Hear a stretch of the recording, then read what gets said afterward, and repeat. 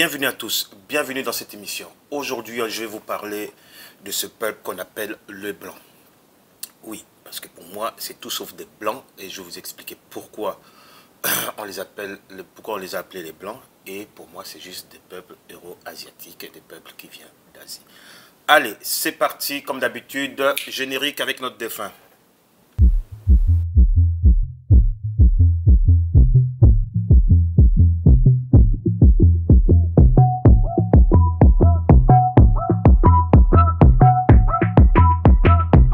Paul Faber on the track.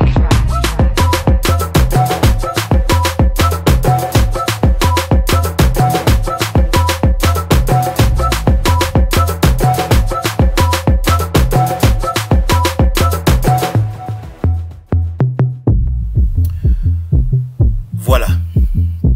Qui est ce peuple, en fait, qui est là depuis 8000 ans, ou 7700 ans, que depuis, il n'y a que des guerres, et depuis qu'ils sont apparus, nous, on nous a accordé un nom par rapport à notre couleur, qui est la couleur noire, et depuis, on est détesté dans le monde, parce qu'il ne faut pas se voiler la face, on est détesté dans le monde, partout, lorsqu'on parle de nous, on est vu comme des diables. Comme je vous ai dit, le problème, ce n'est pas notre couleur. Parce que si le problème était notre couleur, ça veut dire cette couleur noire, d'où je le porte aujourd'hui, ça serait vraiment, on aurait aboli complètement cette couleur. Le problème, c'est ce que nous sommes. Ça n'a absolument rien à voir avec notre couleur. Notre couleur est un prétexte. Il faut savoir que nous existons depuis des millions d'années. Eux, ils sont arrivés depuis 8000 ans maximum et c'est le foutoir. Et aujourd'hui, on essaie de s'adapter à eux, on va dire de leur ressembler. Il faut quand même avouer et se mettre ça dans le crâne que ces gens, qu'on le veuille, qu'on ne le veuille pas, si les Africains se sont déplacés partout dans le monde, je dis bien partout dans le monde, c'est pas que parce que les Africains sont restés là qu'ils sont devenus des blancs. Parce que là, il faudra faire un test. C'est-à-dire, mettre un noir ou moi-même rester ici en Belgique pendant des millions d'années et voir si je deviens un blanc. Mais il y aura un problème, je serai mort déjà au bout de 100 ans, dépassé 100 ans. Alors pour moi, ces gens n'ont absolument rien à voir avec nous. Nous, on est déjà spirituels. Eux, ils ne le sont pas. C'est-à-dire, je vais être trash, bref. Nous, on a été créés par des dieux, d'où on est spirituel. Il suffit de voir, lorsqu'on nous a dirigés ailleurs, on devient complètement con. Les Caucasiens, ces peuples euro-asiatiques, sont issus de la science. Je vous ai prouvé dans mes précédentes émissions. Ils sont issus de la science. Donc s'ils sont issus de la science, ils peuvent que croire en la science.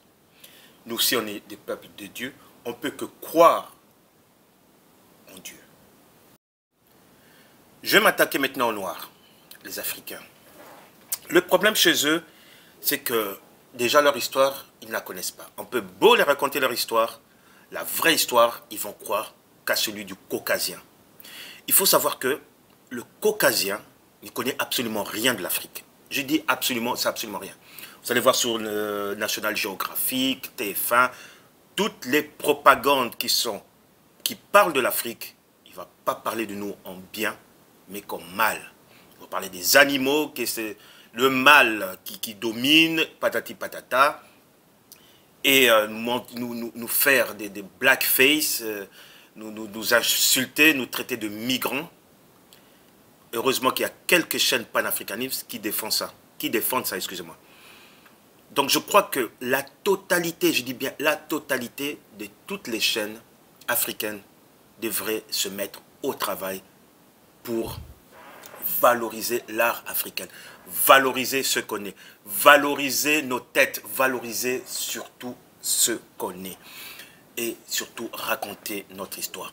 Notre histoire ne peut pas aucunement être racontée par des étrangers. Parce que nous, on ne raconte pas l'histoire des étrangers aux étrangers. D'où, lorsque je parle à certaines personnes de l'histoire du noir, il va dire, ouais, il faut voir ça avec nos historiens. Mais vos historiens ont massacré notre histoire. il parle de cette histoire en vainqueur.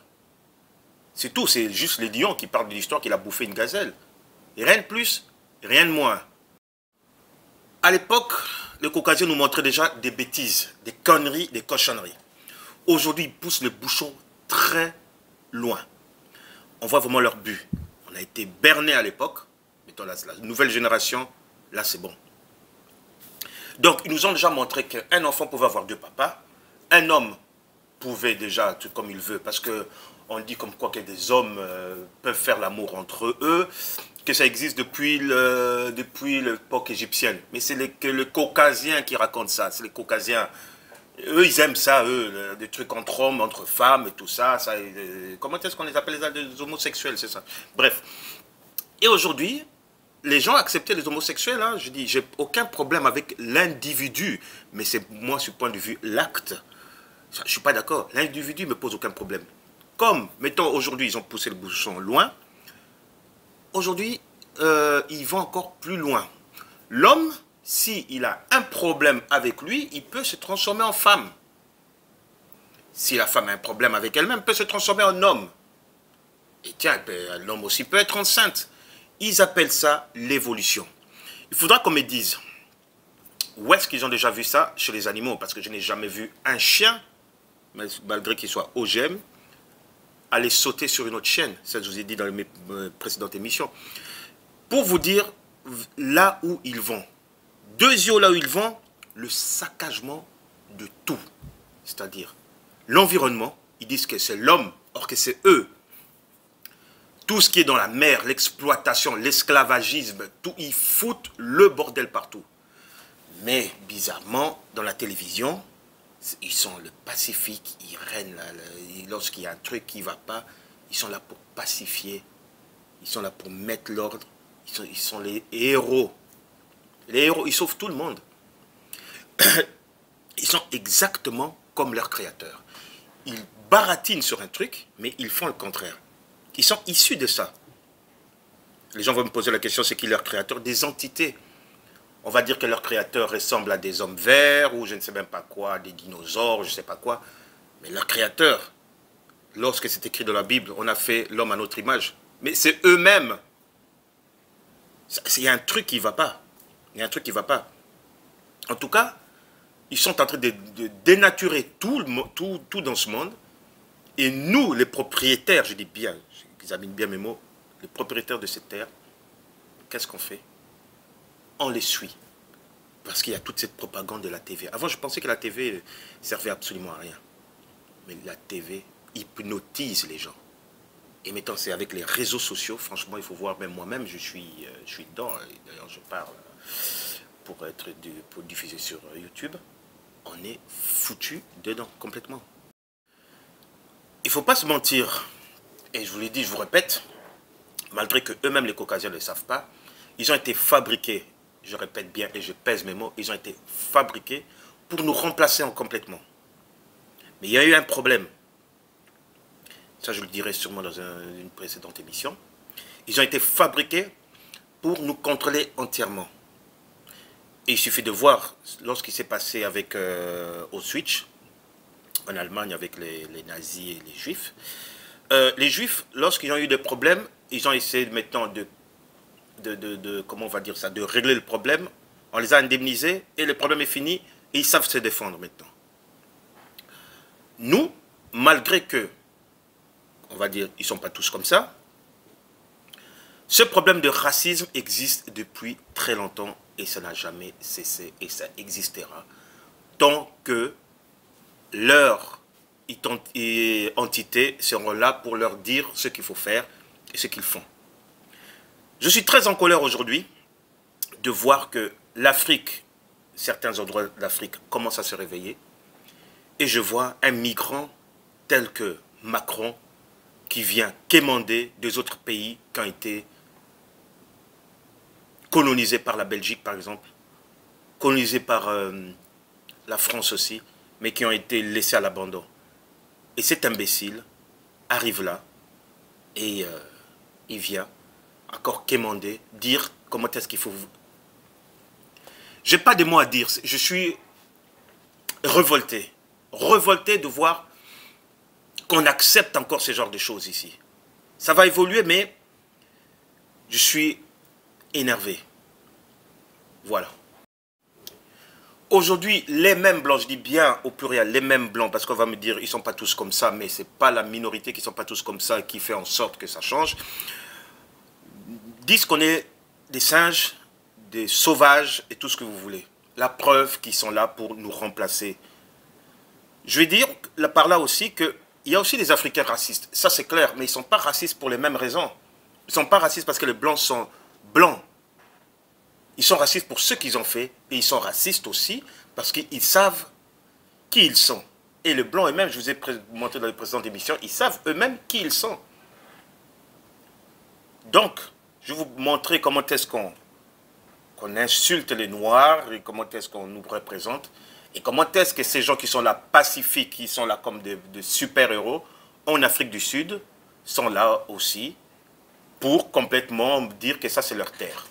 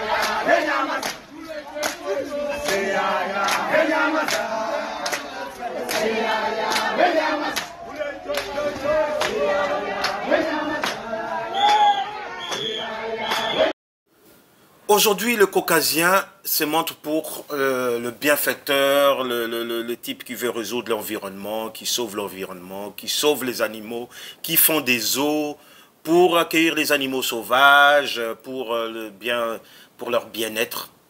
Est-ce qu'un zoo, sérieusement, est-ce qu'un zoo est là pour le bien-être des animaux?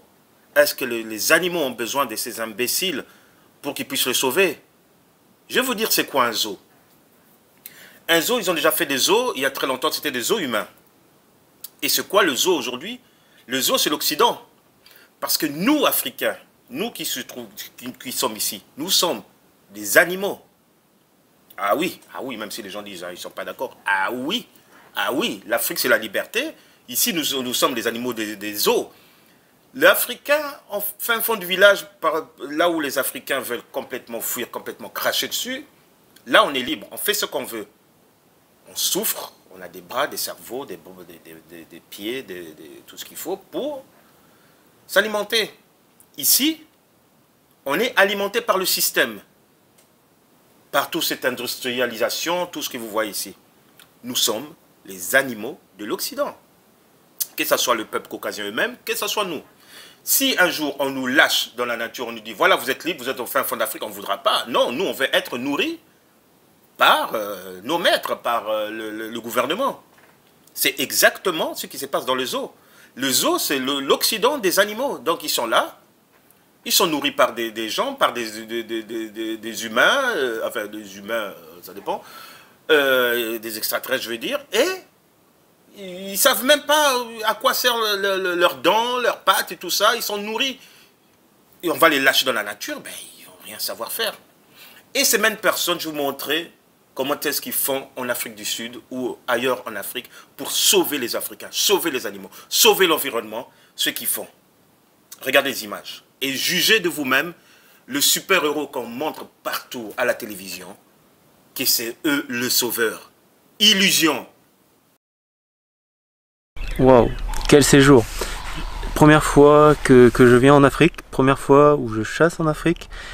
Je suis venu ici avec BB Safari pour prélever des antilopes, une dizaine, des antilopes comme l'antilope de sable, l'élan du Cap, le grand coudou, l'oryx, le damalisque, l'impala, une phacochère, éventuellement un cob à croissant, et ensuite à la rencontre.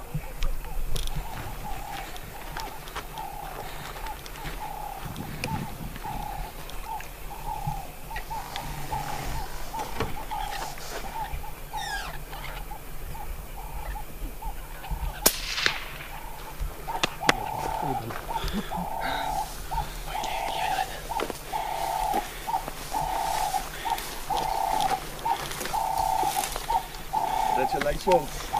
Good, good, good. Perfect.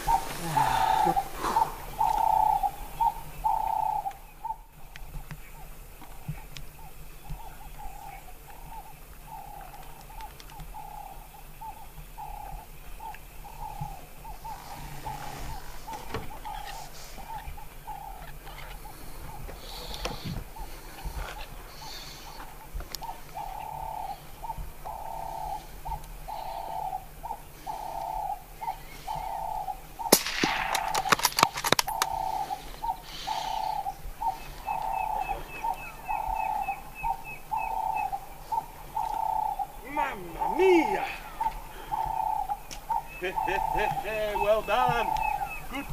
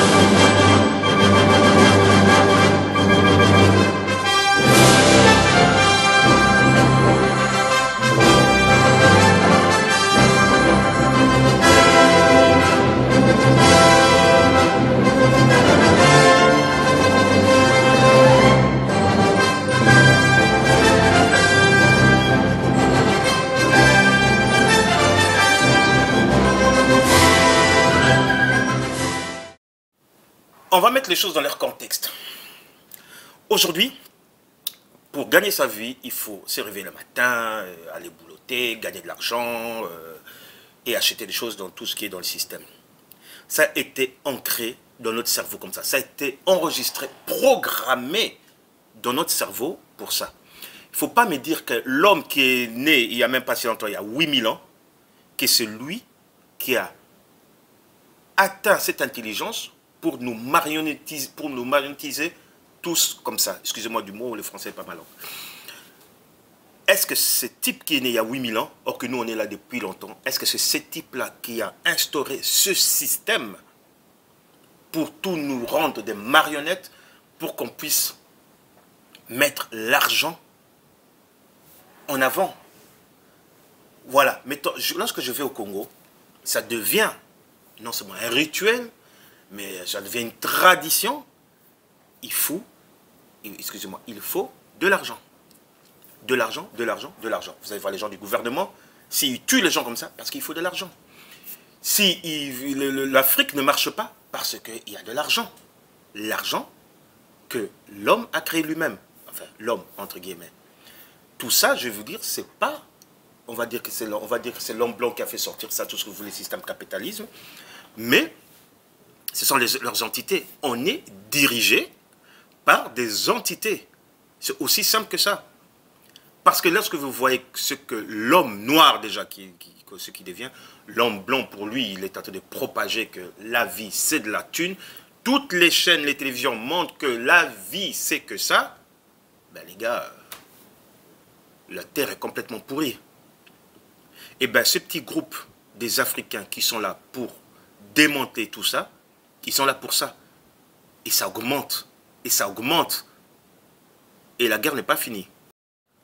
Voilà, maintenant je vais vous parler de Jésus-Christ, que tous les Africains adorent répandre partout, que c'est leur sauveur, que ce type caucasien est mort pour eux, pendant que, franchement, ils ont fait l'esclavagisme et tout ce qui va avec. Au jour d'aujourd'hui, je crois que la plupart des gens savent que les religions, c'est du n'importe quoi et de la grosse falsification. Dans la vie, dans le monde, vous allez voir comme quoi qu'il y a plusieurs dieux. Et ce Dieu, on ne sait pas s'associer ou voir qui il est, mais dans notre inconscient, on sait que Dieu de Jésus-Christ n'a rien à voir, Dieu de Bouddha n'a rien à voir, Dieu de je ne sais plus quoi, Horus, tout ça n'a rien à voir. Bon, je vais déjà vous dire ce qu'on appelait déjà une divinité chez nous. Divinité, c'est des gens qui sont déjà à l'intérieur d'eux, déjà, excusez-moi, divins. Donc, ça veut dire qu'on a déjà quelque chose de divin chez nous. Ne pas confondre avec le Créateur, cette énergie qui a créé l'homme, l'humain, c'est-à-dire l'Africain, comme les gens le disent aujourd'hui. Si on veut associer, excusez-moi, la couleur à un dieu, comme les Occidentaux ont fait, je suis désolé pour eux, il faut l'associer à un noir. Aussi simplement que ça. Dans mes précédentes émissions, je vous ai prouvé et montré pourquoi et comment. Donc, si vous voulez avoir plus d'explications, référez-vous, abonnez-vous à ma chaîne et référez-vous à d'autres émissions. Donc, si aujourd'hui on veut nous associer Jésus-Christ à un blanc, à un caucasien, je veux dire, c'est du n'importe quoi. C'est du foutage de gueule complet. Déjà, Jésus, c'est de la fabrication un peu comme tous ces héros des Marvel. C'est exactement, sauf que là, c'était à 1600, ok? Jésus est né en l'an 0, la Bible est née plus ou moins en 1300, 1600, si mes souvenirs sont bons. Et donc, vous imaginez entre 0 et entre 1300 et 1600, vous imaginez le bordel qui a pu se passer. Et avant ça, Jésus est né en l'an 0. Avant ça, il y avait déjà des Noirs qui étaient déjà là. Donc, les Noirs ont entendu Jésus et ils ont entendu la naissance du Caucasien vers 8000 ans pour se dire, tiens, on va être intelligent, ou Dieu nous a laissés pendant des millions d'années complètement idiots, sauvages, et puis a créé le Caucasien, et a dit, voilà, c'est moi la race supérieure, c'est ça? Bref, c'est du foutage de gueule. Donc, pour vous dire que les religions, je dis bien les religions, vous pouvez me jeter des pierres partout, à gauche, à droite, sont tous du n'importe quoi. S'il y a une énergie, il y a une seule énergie. Et si vous voyez les gens, d'autres personnes qui commencent à nous attaquer, parce qu'ils savent très bien qu'ils ne sont pas issus de cette énergie, ils sont issus de la science, ok? Donc, si par exemple, un chien veut attaquer, par exemple, ou un chien qui attaque des humains, ou qui va attaquer, je ne sais pas, un lion, je dis, le chien sait très bien que de toute façon, c'est un exemple à 2 balles, mais bon, il sait très bien que lui, il est issu de l'OGM, de la science. Donc, c'est pour ça qu'on est chaque fois attaqué. Donc là, je vais vous montrer un documentaire qui parle de Jésus, qui il est, et qui parle des religions, et vous allez un petit peu comprendre dans quelle manigance on est.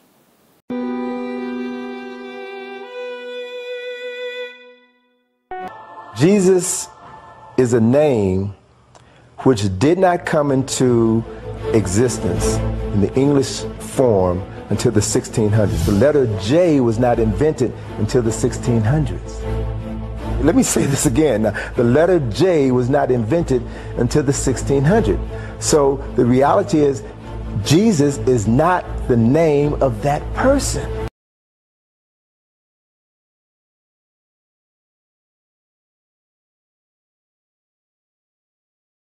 His name is an Amharic name.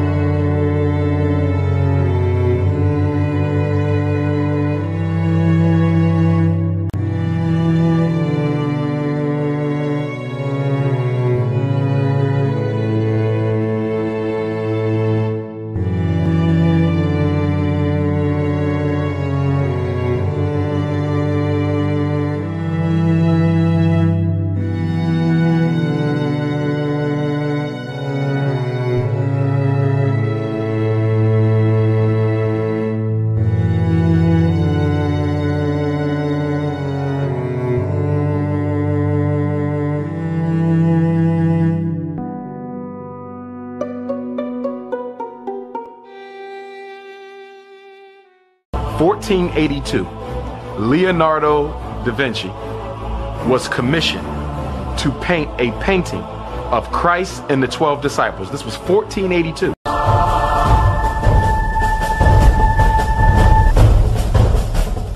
When you call God by that name is because your former enslaver, your former oppressor taught you that name. He never taught you the real name. He never gave you the keys to the power to free yourself spiritually, so that you are now spiritually or religiously still a slave. The African population in North America is the third largest black population in the world in any geopolitical state. Why don't we have a single word out of one of our language for God that we use? The Arabs use their word for God. The Jews use their word for God. The Catholics use their word for God. The Japanese use their word for God. The African is the only population that don't have an African word for God. Yet, studies coming out of Geneva over the last 30 years prove that we are the most spiritual people in America, in the world, not just America. We worship with a greater propensity than any other people in the world. The word Christ is a title. It's not a name. Christ means the anointed one. And there were many people before the birth of Jesus who also bore that title, Christ. There were 16 people.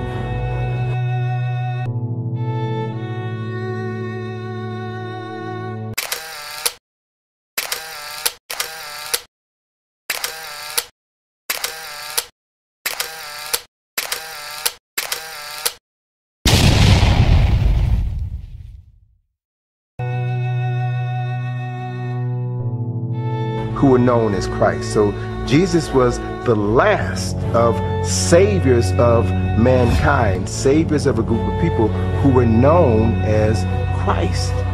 When you talk about the image of Christ, it is important that we no longer ascribe to the European image of Christ. Why? Because the brain is an associating organism. It stores everything as pictures. And because it is associating, if you force feed an African child that Christ is white, because the brain associates, as that child begins to grow, the brain will associate white Christ with white people. And so if white Jesus is God, then white people must also be the gods of humanity. And so guess what? The power in the painting is transferred to the people who resemble that painting. And so it is difficult to pray to a white Jesus and not in some way feel inferior to white people. And that's why when I talk to Christian ministers, I often tell them you have to change these pictures. They say it don't matter. Of course it matters. Why do you think the European went around the world and systematically altered the image of Christ in every major cathedral, every major church, every corner of the globe? Because it is difficult to oppress a people whose image of the God doesn't look like the oppressor. But when God and the oppressor look one in the same, then the people will come to believe that the oppression was ordained by God. So in 325, it was decided that Jesus Christ would be a son of God.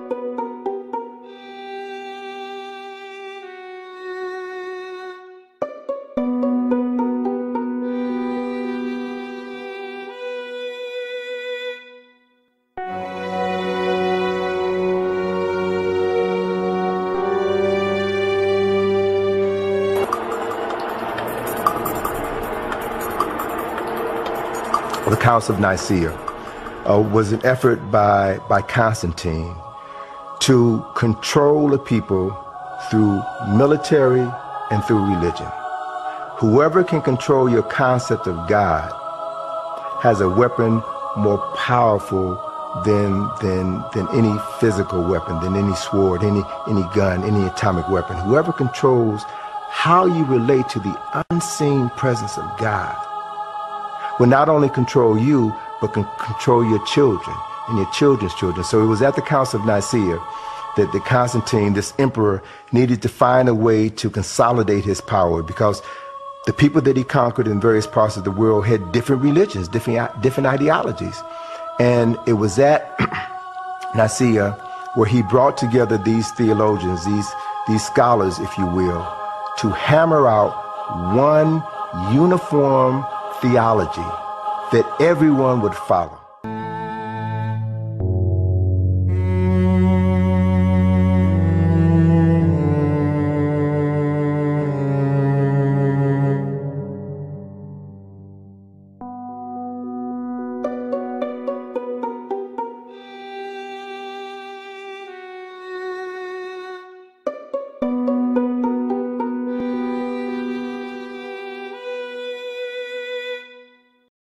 Voilà, je vais vous présenter maintenant une autre émission qui va vous montrer d'où vient ce mot blanc. Je m'explique. À l'époque, lorsqu'il y a des Africains qui disaient que leurs ancêtres étaient blancs, les gens vont associer blanc à la couleur. Or que blanc est associé chez nous depuis des lustres, des millénaires, à la pureté. Blanc, c'est être pur. Comme on dit, t'es pas blanc comme neige, blanc comme patati patata. Donc c'est associé à la pureté. Et ces gens, les Caucasiens qui sont arrivés, se sont dit, tiens, nous, on va prendre ce nom, l'associer à nous. Pour vous dire que c'était le grand remplacement. Ils parlent de grand remplacement aujourd'hui, parce qu'ils savent qu'ils vont exterminer. Mais le grand remplacement a commencé il y a bien, bien longtemps. Il suffit de voir l'état de l'Afrique. Bref, pour vous dire tout simplement, suivez bien ces documentaires, que le mot blanc, que eux-mêmes s'accordent la couleur, c'est du n'importe quoi. C'est des Euro-Asiatiques, des Caucasiens, parce qu'ils viennent de la région du Caucase. Le nom qu'ils sont accordés, c'est du n'importe quoi. Et le nom noir qu'ils nous ont accordé eux, qui eux voient ça comme des démons. Lorsque vous voyez les satans, les démons, les monstres, tout ça c'est fait dans le noir. Dans le noir. Les fantômes, tout ce que vous voulez, les châteaux hantés, c'est dans le noir, jamais en journée. C'est tout simplement pour nous. Donc si nous, les Africains, nous avons peur des démons, nous avons peur de nous-mêmes. Vous imaginez la vaste blague.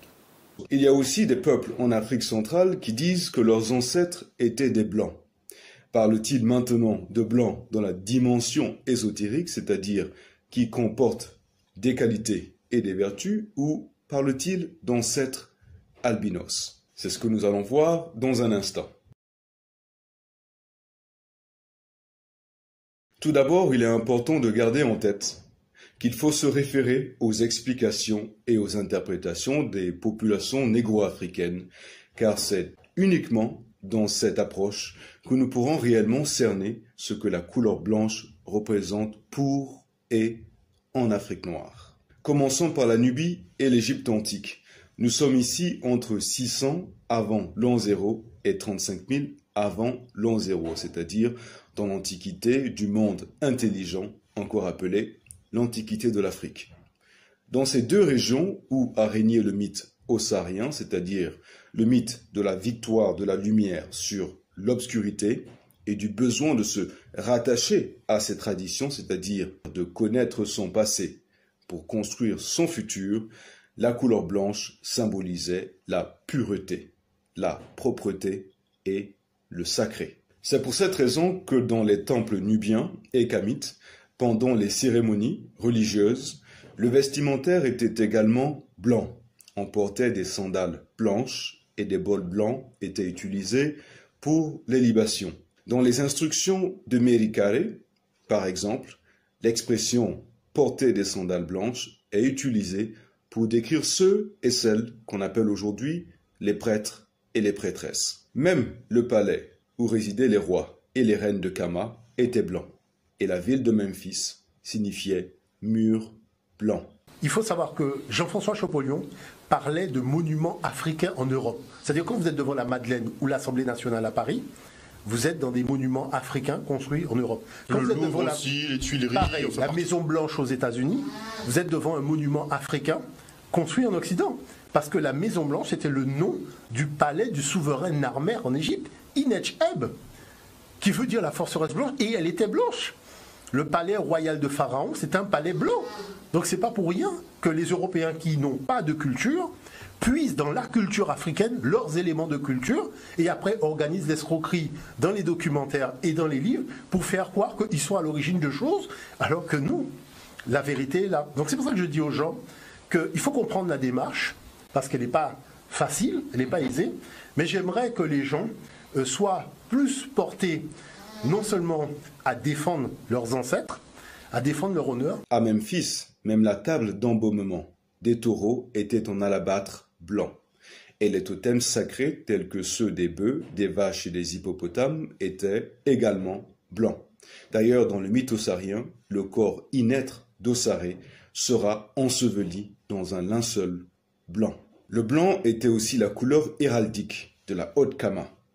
La couronne de la Haute Kama était blanche, même si à l'origine, elle était probablement faite de roseaux verts. Le blanc était également la couleur de la pureté, comme le sous-entend l'auteur des admonitions de Hipouer, qui se lamentait en période de chaos, en ces mots, je cite, « Il y a de la saleté partout, personne n'a de blancs vêtements à cette époque. » Fin de citation. Le blanc représente donc, à l'époque de l'histoire intelligente de l'Afrique noire, la pureté de l'objet ou de l'individu, c'est-à-dire ce qui est propre, ce qui est sacré, ce qui est pur, donc ce qui est libre de contamination et d'immoralité. Pourquoi les Arabes? Parce qu'au départ, les Arabes étaient une population noire qui ne pouvait se distinguer physiquement des autres populations noires de l'Afrique noire. S'il est vrai qu'aujourd'hui, après les invasions successives des populations leucodermes venues d'Asie, nous avons aujourd'hui des arabisés, c'est-à-dire des populations leucodermes qui ont adopté la culture arabe et qui se font passer pour de vrais Arabes. Je l'explique dans cet ouvrage, je vous invite à le lire.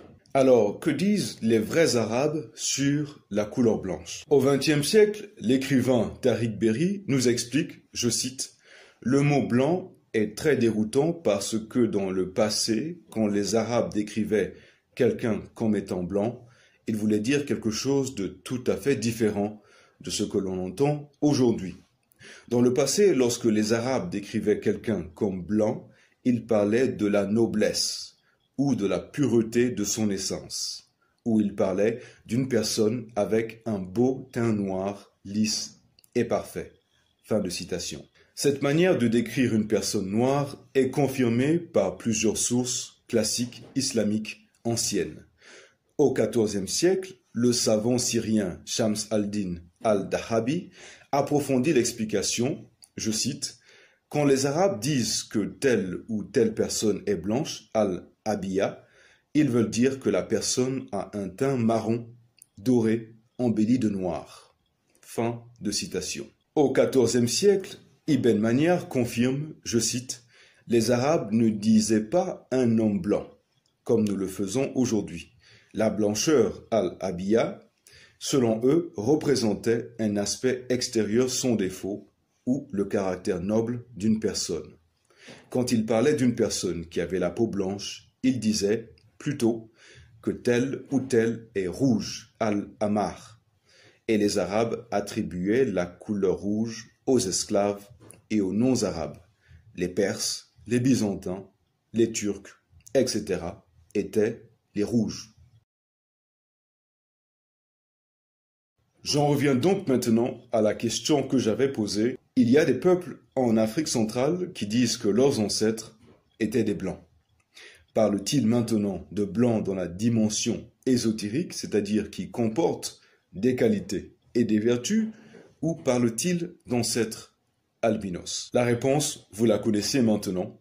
Quand les peuples d'Afrique centrale disent que leurs ancêtres étaient des blancs, ils le disent dans une dimension ésotérique, c'est-à-dire qu'ils disent que leurs ancêtres étaient des êtres purs, dépourvus de contamination et d'immoralité. Et de là découle une problématique de fond qui est celle-ci. Si le mot blanc signifiait d'abord ce qui est pur et sans défaut, et le faisait toujours en référence à une personne noire et africaine, et que par la suite les leucodermes décident d'utiliser ce mot pour se désigner, cela veut dire tout simplement qu'ils sont les héritiers d'une définition qui, psychologiquement, les présente comme des êtres purs et sans défaut dans l'inconscient et dans l'esprit des populations négro-africaines. Imaginez tout un peuple utiliser pendant des millénaires le mot blanc pour désigner les noirs qui, parmi eux, ont les comportements les plus purs, dont le teint rayonne et est sans défaut, et qu'ensuite une population leucoderme qui lui est étrangère la subjugue de toutes les manières possibles, tout en se désignant par le mot qui réfère au plus saint des saints parmi les noirs. Je vous laisse imaginer les conséquences psychologiques sur les populations négro-africaines. Comment peut-on continuer à nommer blanc, donc pur et sans défaut, nos oppresseurs, les individus qui nous ont colonisés et qui ont mis en esclavage et torturé nos ancêtres. Aujourd'hui, le mot blanc, soi-disant, ne désigne que la couleur de peau des leucodermes. Mais je dis que ceci est faux. Je dis qu'il y a bien plus que cela. Et je dis également que c'est de l'inconscience de continuer à les nommer ainsi. Car il y a tout de même le fait qu'inconsciemment, en les désignant par le mot blanc, nous les appelons les êtres purs et sans défaut. Voilà, cette émission touche à sa fin. Pour les nouveaux abonnés, merci de vous abonner. Et pour les autres qui sont abonnés, bienvenue. Et aux nouveaux abonnés aussi. Et moi, je vais vous dire à la prochaine pour encore des histoires qui vont jamais se raconter à l'école ni nulle part. Allez, à la prochaine. Au revoir.